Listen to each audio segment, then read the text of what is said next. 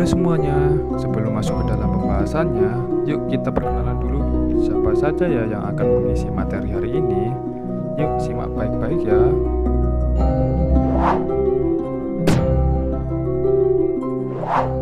Halo teman-teman, namaku Fitrianto, salam kenal. Halo semua, nama saya Yosa Ari Pratama, bisa dipanggil dengan Yosa. Halo guys, namaku Ahmad Taufik Rahman, biasa dipanggil Taufik. Halo semuanya, perkenalkan namaku Putri Indira Rahmawati, salam kenal. Halo semuanya, perkenalkan nama saya Ina Febrianti.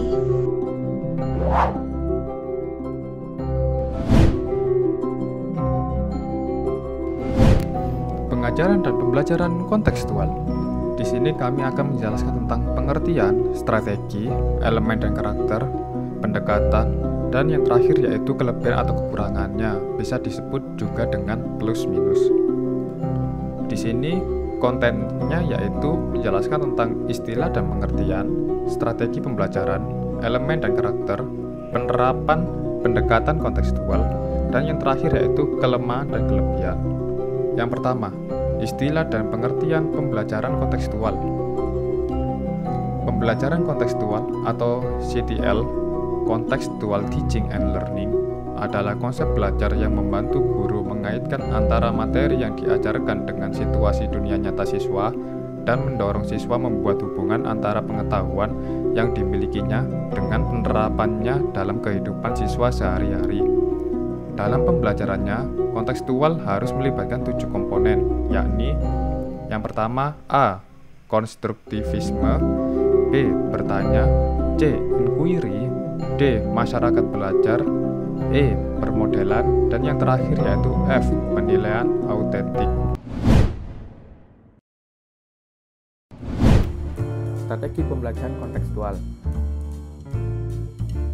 Berdasarkan strategi pembelajaran kontekstual, kurikulum dan instruksi harus dirancang untuk merangsang 5 dasar dari pembelajaran.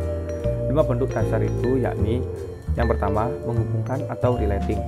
Guru menggunakan relating untuk menjelaskan suatu konsep atau konteks baru dengan cara menghubungkannya dengan sesuatu hal yang banyak diketahui oleh siswa, sehingga siswa dapat mengetahui gambaran dari konsep tersebut.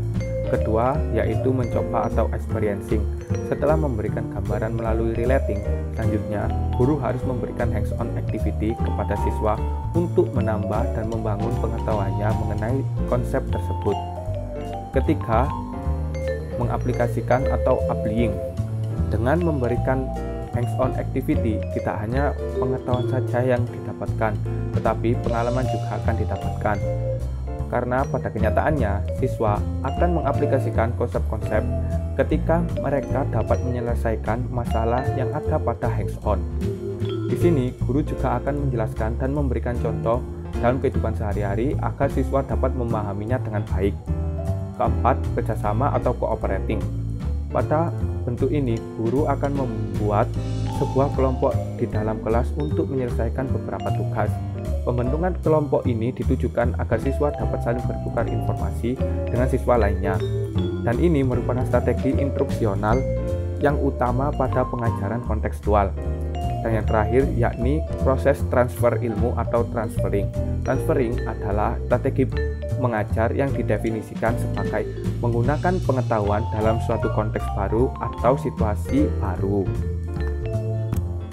Sementara di National School to Work Opportunities Office di tahun 1996 merekomendasi implementasi CTL atau Contextual Teaching and Learning dengan mempertimbangkan beberapa hal antara lain kurikulum, proses pembelajaran dan asesmen, hubungan dengan dunia kerja, komunitas organisasi dan konteks terkait, pengembangan bagi guru dan pengusaha, organisasi sekolah, komunikasi, waktu untuk membuat rencana dan pengembangan. Berdasarkan rekomendasi tersebut, maka pengembangan CTL harus berorientasi pada beberapa hal, yaitu berbasis program, menggunakan multiple konteks, menggambarkan keanekaragaman pelajar, mendukung pengaturan belajar mandiri, menggunakan grup belajar yang saling tergantung, dan menggunakan asesmen autentik. Elemen dan karakter CTL. CTL memiliki 5 elemen belajar yang konstruktivistik, yaitu yang pertama, pengaktifan pengetahuan yang sudah ada, kedua, pemerolehan pengetahuan baru, ketiga, pemahaman pengetahuan, keempat, mempraktikkan pengetahuan dan pengalaman, dan kelima, melakukan refleksi. Selain elemen pokok, CTL juga memiliki karakteristik yang membedakan dengan model pembelajaran lainnya. Antara lain, yang pertama, kerjasama, saling menunjang, menyenangkan dan tidak membosankan, belajar dengan bergairah, pembelajaran terintegrasi, memakai berbagai sumber, dan siswa yang aktif.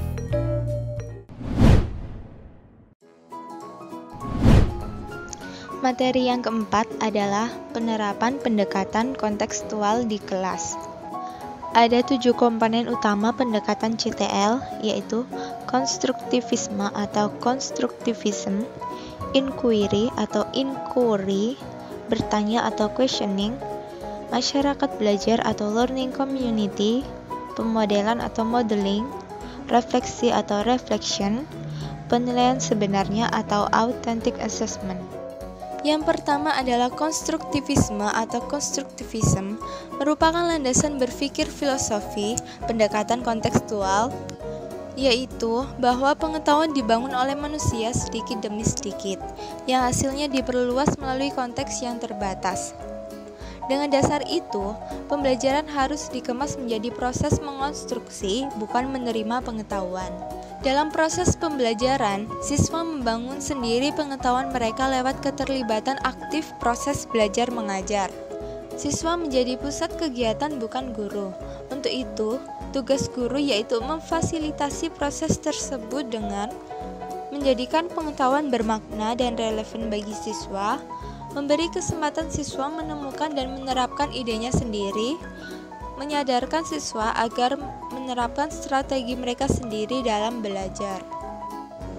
Yang kedua adalah inquiry atau inquiry, merupakan bagian inti dari kegiatan pembelajaran berbasis kontekstual. Pengetahuan dan keterampilan yang diperoleh siswa diharapkan bukan hasil mengingat seperangkat fakta, melainkan hasil dari menemukan sendiri. Guru harus selalu merancang kegiatan yang merujuk pada kegiatan menemukan, apapun materi yang diajarkannya. Siklus inquiry terdiri dari A. Observasi atau observation, B. Bertanya atau questioning, C. Mengajukan dugaan atau hipotesis, D. Pengumpulan data atau data gathering, E. Penyimpulan atau conclusion. Langkah-langkah kegiatan inquiry sebagai berikut: 1. Merumuskan masalah, 2. Mengamati atau melakukan observasi, 3. Menganalisis dan menyajikan hasil dalam tulisan, gambar, laporan, bagan, tabel, dan karya lainnya, 4. Mengkomunikasikan atau menyajikan hasil karya pada pembaca, teman sekelas, guru, atau audiens yang lain. Yang ketiga adalah bertanya atau questioning. Bertanya dalam pembelajaran dipandang sebagai kegiatan guru untuk mendorong, membimbing, dan menilai kemampuan berpikir siswa.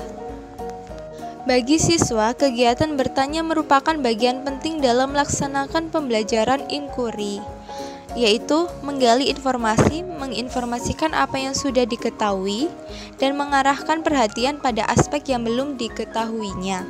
Kegiatan bertanya guna untuk menggali informasi, mengecek pemahaman siswa, mengetahui sejauh mana keingintahuan siswa, mengetahui hal-hal yang sudah diketahui siswa, memfokuskan perhatian siswa pada sesuatu yang dikehendaki guru, membangkitkan lebih banyak lagi pertanyaan dari siswa, menyegarkan kembali pengetahuan siswa. Baiklah, di sini aku akan menjelaskan tentang komponen dari pembelajaran konseptual. Ya, selanjutnya ada masyarakat belajar atau learning community. Konsep learning community menyarankan agar hasil pembelajaran diperoleh dari kerjasama dengan orang lain. Contohnya, saat seorang murid tidak mengerti tentang pembelajaran atau materi yang disampaikan guru, dia akan bertanya kepada temannya. Hal inilah yang disebut learning community. Hasil belajar yang diperoleh dari sharing antar teman, antar kelompok, dan antar yang tahu ke yang belum tahu merupakan perwujudan dari learning community ini. Jadi, guru akan membuat bentuk kelompok belajar dalam pembelajaran learning community. Komponen selanjutnya adalah pemodelan atau modeling. Pembelajaran dalam bentuk ada model yang bisa ditiru oleh siswa. Misalnya, guru memodelkan langkah-langkah untuk dipraktekkan murid. Contohnya, guru akan memberikan sebuah contoh model dari materi yang telah disampaikan, lalu murid akan meniru atau mempraktekkan dari yang dicontohkan oleh guru tersebut. Selanjutnya ada komponen refleksi atau reflection. Refleksi adalah cara berpikir tentang apa yang baru dipelajari atau berpikir ke belakang tentang apa-apa yang sudah kita lakukan di masa lalu. Nah, dalam refleksi ini murid akan dituntut untuk memberikan pengalamannya yang berhubungan dengan materi sehingga dapat disangkut pautkan dalam kehidupan. Biasanya pada akhir pembelajaran, guru menyisakan waktu untuk siswa dalam satu, pernyataan langsung tentang apa-apa yang diperolehnya hari ini. 2, catatan atau jurnal di buku siswa. 3, kesan dan saran siswa mengenai pembelajaran hari itu. 4, diskusi. Dan 5, hasil karya. Ini adalah sebuah bentuk dari refleksi. Komponen selanjutnya adalah penilaian autentik. Authentic assessment. Assessment adalah proses pengumpulan berbagai data yang bisa memberikan gambaran perkembangan belajar siswa. Proses tersebut penting dilakukan agar guru dapat memastikan bahwa siswa mengalami proses belajar dengan benar. Nah, penilaian autentik ini seperti yang telah disebutkan, yaitu berfungsi untuk menilai apakah perkembangan belajar siswa itu sudah benar atau belum. Karakteristik penilaian autentik. Yang pertama, dilaksanakan selama dan sesudah proses pembelajaran berlangsung. Jadi lebih ke proses belajarnya, bukan hasil dari belajarnya. Yang kedua, bisa digunakan untuk formatif dan sumatif.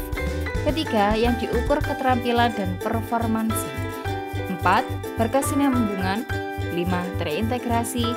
6, dapat digunakan sebagai feedback. Nah, mungkin ada yang bertanya nih, apa sih hal-hal yang bisa digunakan sebagai dasar penilaian? Jadi di pembelajaran kontekstual ini terdapat 10 kategori yang bisa mendasari penilaian. Yang pertama, proyek atau kegiatan dan laporan. 2, pekerjaan rumah. 3, demonstrasi. 4, kuis. 5, laporan. 6, karya siswa. 7, jurnal. 8, karya tulis. 9, presentasi atau penampilan siswa. 10, hasil tes tulis. Demikian beberapa komponen yang dapat digunakan sebagai dasar penilaian. Sekarang kita sudah memasuki pembahasan yang kelima, yakni kelebihan serta kekurangan dari CTL. Apa sih kelebihan dari CTL? Yang pertama, yakni kegiatan pembelajaran menjadi lebih bermakna dan nyata. Siswa dituntut untuk dapat mengorelasikan hubungan antara pengalaman belajar di sekolah dengan kehidupan nyata. Mengorelasikan pengalaman belajar dengan kehidupan nyata membuat materi yang dipelajari dapat tertanam erat dalam memori siswa. Dan kelebihan CTL yang kedua, yakni materi pembelajaran diperoleh oleh siswa sendiri dan bukan hasil pemberian guru. Siswa dituntut untuk aktif sehingga menjadi pusat kegiatan pembelajaran. Guru tidak berperan sebagai penceramah melulu, melainkan menjadi fasilitator. Kemudian kelebihan yang ketiga, yakni pembelajaran menekankan pada aktivitas siswa secara penuh, baik secara fisik maupun mental. Kegiatan mengorelasikan materi pembelajaran dengan kehidupan nyata serta penerapannya dalam kehidupan sehari-hari bisa cukup membuat siswa untuk bertindak secara aktif baik secara fisik maupun mental. Kemudian kelebihan yang keempat, yakni pembelajaran menjadi lebih produktif serta mampu menumbuhkan penguatan konsep pada siswa. Seperti pada penjelasan sebelumnya bahwa CTL menganut aliran konstruktivisme, yang mana siswa dituntun untuk mengemukakan pengetahuannya secara mandiri dengan melalui kegiatan mengalami, bukan kegiatan menghafal. Adapun kekuatan dari CTL yang pertama yakni memerlukan waktu yang lama saat proses pembelajaran. Kegiatan menghubungkan materi pembelajaran dengan kehidupan nyata tidak bisa dilakukan sekali pertemuan kelas saja. Perlu waktu yang lebih lama dari itu. Beda halnya dengan metode pembelajaran yang fokus pada kegiatan ceramah guru, yang mana dapat dikatakan tidak membutuhkan waktu yang lama. Kemudian kekurangan yang kedua, yakni jika pendidik tidak mampu mengendalikan kelas, maka dapat menimbulkan situasi kelas yang kurang kondusif. Kemudian kekurangan yang ketiga, yakni guru harus lebih intensif membimbing. Guru tidak menjadi pusat informasi lagi, melainkan guru mengolah kelas sebagai tim yang bekerja sama untuk menemukan pengetahuan dan keterampilan baru bagi siswa. Demikian penjelasan mengenai pengajaran dan pembelajaran kontekstual. Semoga dapat bermanfaat untuk kita semua. Jalan-jalan ke Surabaya. Tak lupa bawa buah tangan. Terima kasih untuk semuanya sudah bersedia menonton dan mendengarkan. Kami pamit undur diri, tetap jaga kesehatan dan tetap bahagia.